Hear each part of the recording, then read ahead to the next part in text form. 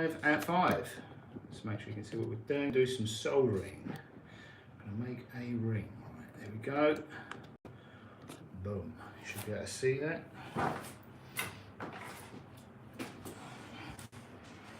Okay guys, welcome back to Roberts & Co. Welcome back to London. Another live jewellery making session today, live at 5.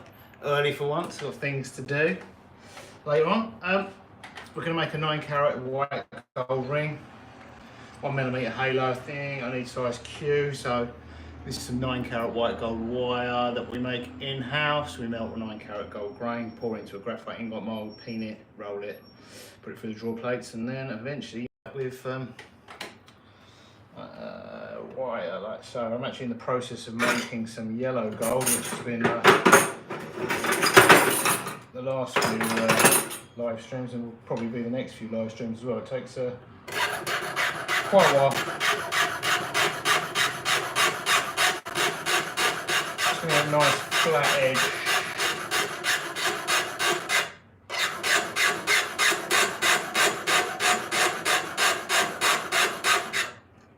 Right, I've got a sheet behind me that tells me what size I need to cut for a size Q. 61-ish mil.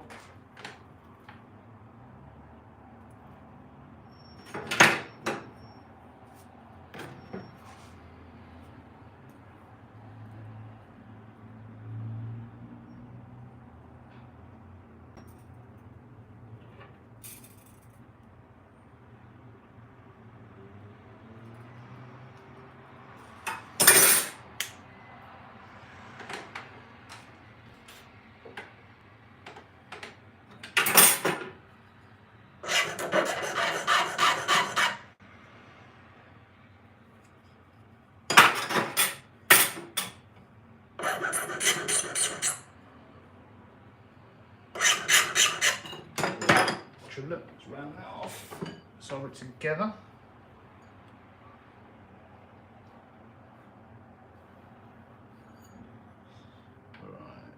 Right, here we go. Flat half pliers are just lining up the solder joint. Good close fitting joint.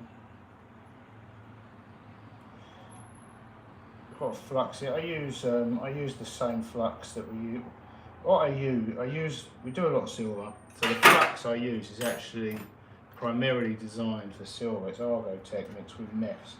Helps prevent, the main function of it is to help prevent fire stain on silver. It works perfectly well with gold, but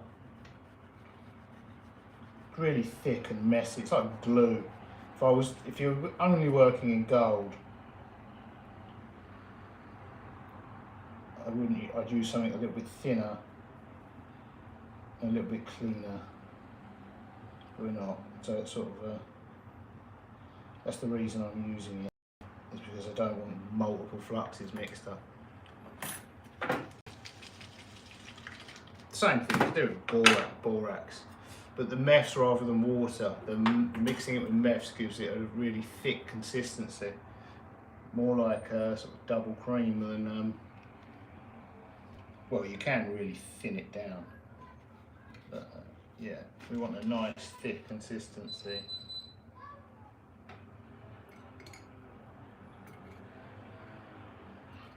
And then what the meths also, not only does the meths make it slightly thicker than if you're mixing with water, borax with water, which is like the traditional flux, when you fire it on, it sort of almost like bakes on like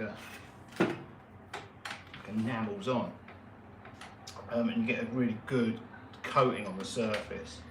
Whereas if you're using it in water, it tends to do the opposite. When it heats up, it boils, and the flux sort of lifts off the surface with the boiling water.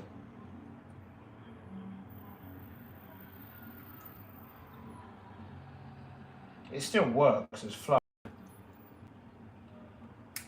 We do. Some of the pieces I heat quite a lot, like the T-bar pendants that I've done in live streams. I heat them, I reheat them, I have to move bits around, and they would be, with a really thin, flaky layer of flux, they would be quite prone to, or more prone than, say, just a solder joint like this, to fire stain.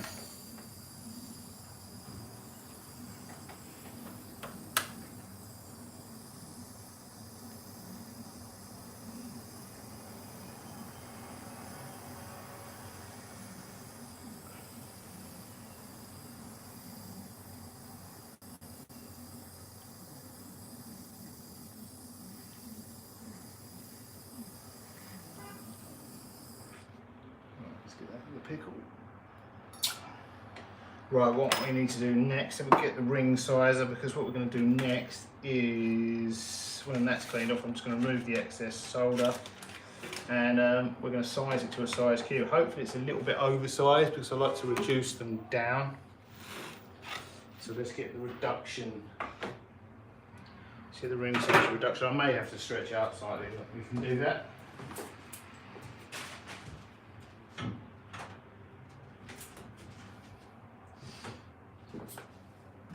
That's what we need.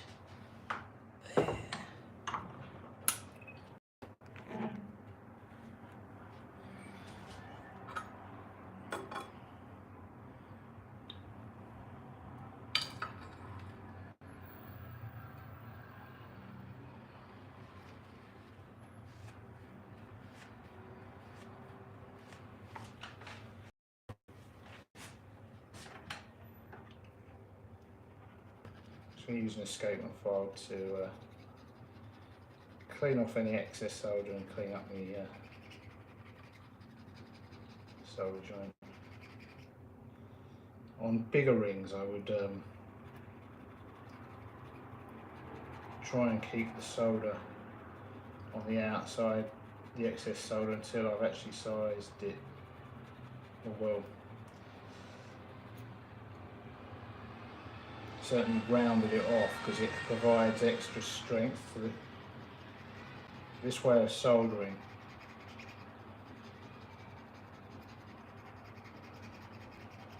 I think this way of soldering, where you have the joints lined up like so, rather than doing it in the round, it produces a better looking, aesthetically it produces a better looking joint, but you do run the risk. The bigger the ring, the greater the risk of it, the joint cracking. It's a good test of your soldering your solder joint. Everyone who does it this way claims it doesn't, but it does. But I mean, the thing with it is, all that happens if you crack it is you just got to do it again.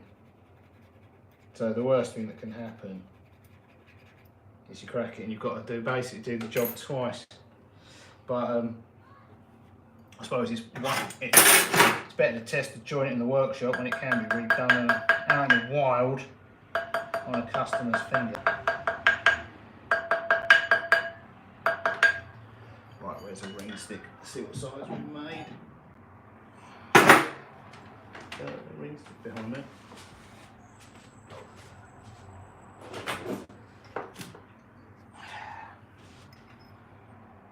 Or pretty much bang on a cue. But it'll be wobbly. Oh, it's very wobbly. I'll give you a little close up of that. So what I want to do with this, although it's pretty much the perfect size, in order to get it to flatten out, we need to reduce it. So, you see, it's pretty, look at that.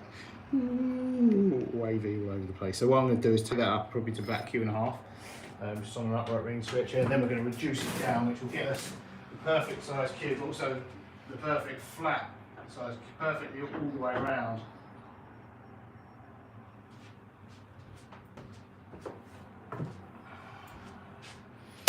So wobbly.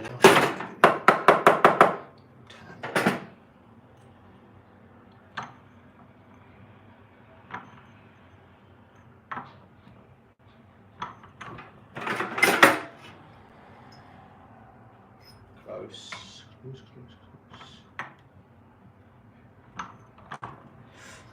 Felt like it moved, yeah, that moved quite a bit.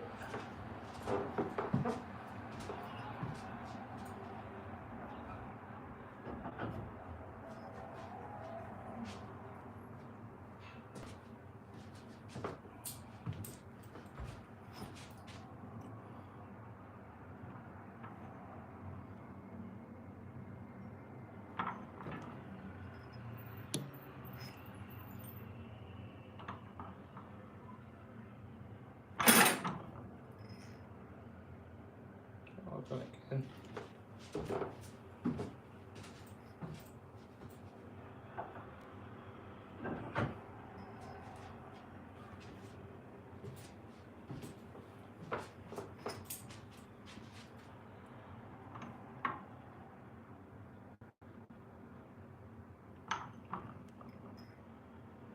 That's it. Alright, leading edge size cue. Boom. Done. This will obviously need a good clean and a very good polish, which will probably take longer than polishing. Will probably take as long, if not longer, than making the ring itself. It's all part of the process. But yeah, we now have a leading edge size cue, and it's perfectly flat all the way around, which it wasn't. So that's it. I'll see you in the next one. Toodles.